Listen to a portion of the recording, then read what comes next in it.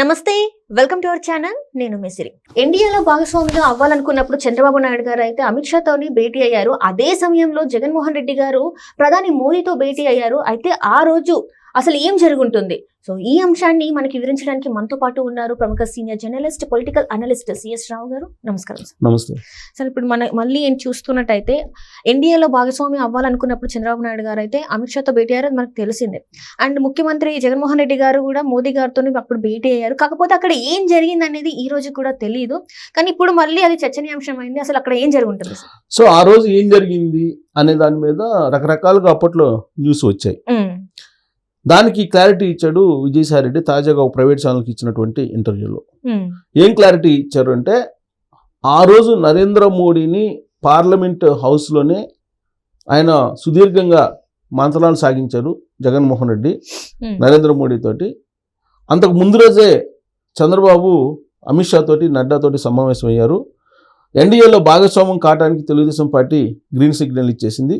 పొత్తు కన్ఫర్మ్ అయిపోయిందని చెప్పి సంకేతాలు బయటకు వచ్చిన తర్వాత మరుసటి రోజు ఇమీడియట్గా జగన్మోహన్ రెడ్డి ఢిల్లీ వెళ్ళి పార్లమెంట్ హౌస్లో నరేంద్ర మోడీని కలిశారు. కలిసిన తర్వాత దాదాపుగా ఒక 20 రోజుల పాటు ప్రతిష్టంభన నెలకొంది. అసలు పొత్తు ఉంటుందా ఉండదా అనే దాని మీద దాదాపు 20 రోజుల క్లారిటీ రాల. జగన్మోహన్ రెడ్డి నరేంద్ర మోడీని కలిసిన తర్వాత ఆ 20 రోజులు ఎందుకు ప్రతిష్టంభన కొనసాగింది పొత్తు విషయంలో, ఆ రోజు ఢిల్లీ కేంద్రంగా ఏం జరిగింది అనే దాని మీద క్లారిటీ ఇచ్చాడు విజయసాయి రెడ్డి. ఆయన ఏం చెప్తారంటే, నరేంద్ర మోడీని కలిసినప్పుడు నరేంద్ర మోడీ ఇచ్చినటువంటి ఆఫర్ ఏంది జగన్మోహన్ రెడ్డికి అని అంటే, ఎన్డీఏలో భాగస్వామిగా వైఎస్ఆర్ కాంగ్రెస్ పార్టీ కనుక చేరితే తెలుగుదేశం పార్టీతోటి మేము పొత్తు పెట్టుకోము, ఆలోచించుకొని నాకు చెప్పు అని చెప్పిన తర్వాత ఆ మంత్రాలన్నీ ముగిసిన తర్వాత, సుదీర్ఘమైనటువంటి మంత్రాలు ముగిసిన తర్వాత జగన్మోహన్ రెడ్డి రాష్ట్రానికి వచ్చేసారు. రాష్ట్రానికి వచ్చిన తర్వాత జగన్మోహన్ రెడ్డికి కొంత టైము ఇచ్చారు కాబట్టి ఆ టైం వరకు వెయిట్ చేశారు బీజేపీ వాళ్ళు. ఆ టైం వరకు అందుకే బీజేపీతో పొత్తు అనేది ప్రతిష్టంభన నెలకొంది. మధ్యలో ఆ 20 రోజుల పాటు ప్రతిష్టంభన నెలకొంది. జగన్మోహన్ రెడ్డి వివిధ కారణాల దృష్ట్యా, పార్టీ సిద్ధాంతాల దృష్ట్యా, లేదంటే రెండు పార్టీలకు మధ్య ఉన్నటువంటి వైరుధ్యాల దృష్ట్యా నో చెప్పారు. ఆ తర్వాత మాత్రమే తెలుగుదేశం పార్టీతో పొత్తు కన్ఫర్మ్ అయ్యింది అనేటువంటి విషయానికి ఒక క్లారిటీ ఇచ్చారు ఆయన. ఆ క్లారిటీ ఇచ్చారు, బాగానే ఉంది. అయితే అసలు ఎన్డీఏలో భాగస్వామ్య వైఎస్ఆర్ కాంగ్రెస్ పార్టీ కాదా అనేటువంటి ఒక విశ్లేషణ కనుక మనం చేసుకుంటే, 2019 నుంచి అధికారంలోకి వచ్చిన తర్వాత వైఎస్ఆర్ కాంగ్రెస్ పార్టీ బీజేపీ తోటి అంటకాగుతూ ఉంది. బీజేపీలో ఒకవేళ అఫీషియల్గా ఎన్డీఏలో భాగస్వామ్యం కాకపోయినప్పటికీ బీజేపీతో జతగట్టి నరేంద్ర మోడీ అడుగులో అడుగు వేసినటువంటి ముఖ్యమంత్రి జగన్మోహన్ రెడ్డి. ఇది జగద్గీత, అందరికీ తెలిసిందే, జగమెరిగినటువంటి సత్యం. ఇది ప్రతి అంశంలో కూడా కేంద్రంలో ఉన్నటువంటి బీజేపీకి మద్దతు ఇస్తూ వచ్చాడు జగన్మోహన్ రెడ్డి. లాస్ట్కి సిఏఏ విషయంలో కూడా, వ్యవసాయ చట్టాలు విషయంలో కూడా పరోక్షంగా మద్దతు ఇచ్చారు. రాష్ట్రపతి ఎన్నికల్లో కానీ, ఉపరాష్ట్రపతి ఎన్నికల్లో కానీ డైరెక్ట్గా బీజేపీ ఏ అభ్యర్థి అయితే పెట్టారో ఆ అభ్యర్థికే మద్దతు ఇచ్చింది వైఎస్ఆర్ కాంగ్రెస్ పార్టీ. అనేక అంశాల మీద రాష్ట్రంలో కానీ కేంద్రంలో కానీ జరిగినటువంటి ప్రతి అంశంలో, పార్లమెంటు వేదికగా, పార్లమెంటు బయట జరిగినటువంటి ప్రతి అంశంలో కూడా వైఎస్ఆర్ కాంగ్రెస్ పార్టీ బీజేపీ తోటి కలిసి నడిచింది. దానికి కారణం ఏంటి? విపక్షాలు చెప్పేది, బెయిల్ మీద ఉన్నాడు జగన్మోహన్ రెడ్డి, కేంద్రంలో నరేంద్ర మోడీ యొక్క అండ ఆశీస్సులు లేకపోతే జైలుకి వెళ్తారు జగన్మోహన్ రెడ్డి. కాబట్టి అనివార్యంగా బీజేపీకి జగన్మోహన్ రెడ్డి మద్దతు ఇస్తున్నారు. మద్దతు అనేది బయట నుంచైనా లోపల నుంచైనా ఒకటే కదా. సో ఎన్డీఏలో భాగస్వామ్యం కాకపోయినప్పటికీ ఎన్డీఏలో భాగస్వామ్య పక్షాలుగా ఉన్నటువంటి పార్టీల కన్నా కూడా ఎక్కువగా వైఎస్ఆర్ కాంగ్రెస్ పార్టీ బీజేపీకి మద్దతు ఇచ్చింది అన్ని విషయాల్లో. 370 రద్దు విషయంలో, సిఏ అంటే ఉమ్మడి పౌరసత్వం విషయంలో, దేశవ్యాప్తంగా కూడా రైతులు తిరగబడినటువంటి వ్యవసాయ చట్టాల విషయంలో, అన్ని రకాలుగా అన్ని అంశాల మీద, నోట్ల రద్దు విషయంలో కానీ, తర్వాత అన్ని జిఎస్టీ విషయంలో కానీ, వాళ్ళు అమలు చేసే తీరు మీద కానీ, కరోనా విషయంలో ఆంక్షలు పెట్టినప్పుడు కానీ అన్ని రకాలుగా సపోర్ట్ చేసింది జగన్మోహన్ రెడ్డి ప్రభుత్వం, Jaganmohan Reddy party. So YSR Congress party మొదటి నుంచి కూడా చెప్తోంది. ఏం చెప్పింది? మేము అమిత్ షా పవర్ఫుల్ లీడర్ అని చెప్పారు. ఎవరు?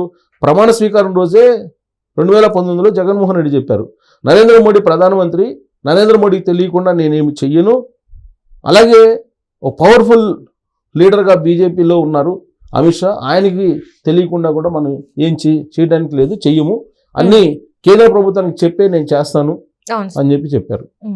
అదే విషయాన్ని విజయసాయి రెడ్డి కూడా అప్పట్లోనే చెప్పారు, తొలి రోజుల్లోని, ముఖ్యమంత్రి అయిన తొలి రోజుల్లోని. అదే విధంగా నడుచుకుంటూ వస్తున్నారు. ప్రతి అంశాన్ని కూడా కేంద్ర ప్రభుత్వంతో భాగస్వామ్యం అవుతూ పంచుకుంటూ విధానపరమైన నిర్ణయాలు కానీ రాజకీయపరమైన నిర్ణయాలు కానీ ఇవన్నీ కూడా కలిసి చేసుకుంటూ వచ్చారు. కాకపోతే ఏంటంటే అఫీషియల్గా భాగస్వామ్య పక్షం కాదు.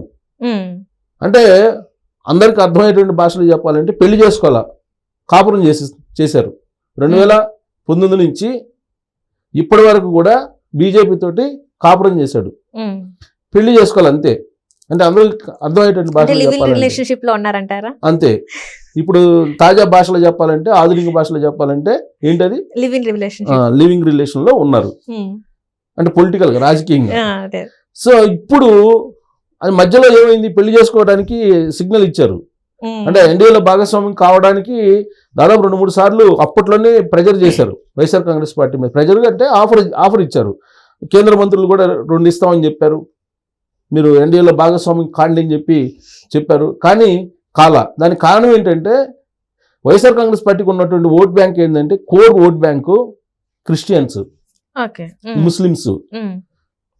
సో కోర్ ఓట్ బ్యాంక్ ఇదే కాబట్టి ఈ కోర్ ఓట్ బ్యాంక్ వెళ్ళిపోతుంది అనేటువంటి ఉద్దేశంతో భాగస్వామ్యం భాగస్వామ్యం కాకపోయినా కాపురం అయితే అక్కడ చేస్తున్నారు కూడా. ఇప్పుడు కూడా ఏమీ కాపురం ఏమి చెడిపోలేదు, అలానే ఉంది, కాపురం నడుస్తుంది. అయితే ఎన్డీఏలో భాగస్వామ్యం కాకపోతే ఇప్పుడు ఎన్డీఏలో భాగస్వామ్యం కామని చెప్పి 2-3 సార్లు ఆఫర్ ఇచ్చినప్పటికి కూడా, కేంద్ర కేబినెట్లో అవకాశం ఇస్తాము, 2 మంత్రి పదవులు ఇస్తాము అని చెప్పినప్పటికి కూడా వాళ్ళు భాగస్వామ్యం ఒకవేళ వాళ్ళు భాగస్వామ్యం అయినట్టయితే రాష్ట్రానికి ప్రయోజనాలు వచ్చిండేవి, రాష్ట్ర ప్రయోజనాలు ఎంతో కొంత నెరవేరేవి, రాష్ట్రానికి ఫండ్స్ వచ్చిండేవి, రాష్ట్రానికి నిధులు వచ్చిండేవి. ఇవేమీ లేకుండా వాళ్ళు కేవలం బెయిల్ కంటిన్యూ అయితే చాలు, బెయిల్ రద్దు కాకుండా ఉంటే చాలు మనకి అనేటువంటి ఉద్దేశంతో బయట నుంచి మద్దతు తీసుకుంటూ వచ్చింది వైఎస్ఆర్ కాంగ్రెస్ పార్టీ. ఇక్కడ బెయిల్ తో పాటు అవినాష్ రెడ్డిని కూడా కాపాడడానికి అనేకం ఉన్నాయి.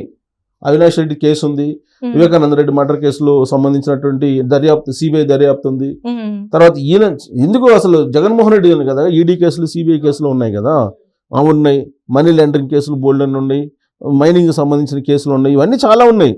సో దాని మీద ఇప్పుడు బెయిల్ రద్దు అయితే ఆయన ముఖ్యమంత్రి పదవి పోతుంది, జైల్లో పోయి కూర్చోవాలి కాబట్టి. అందుకని కేవలం దానికి కోసమే బయట నుంచి మద్దతు ఇస్తూ వచ్చారు. అదే నిజంగా ఎన్డీఏలో భాగస్వామ్యం అయినట్టు ఈ 5 సంవత్సరాల పాటు 2019 నుంచి ఇప్పటి వరకు రాష్ట్రానికి అనేక ప్రయోజనాలు నెరవేరేవి, వచ్చేవి, అనేక నిధులు కూడా వచ్చిండేవి. కానీ అది కాకుండా బయట నుంచి మద్దతు ఇచ్చారు.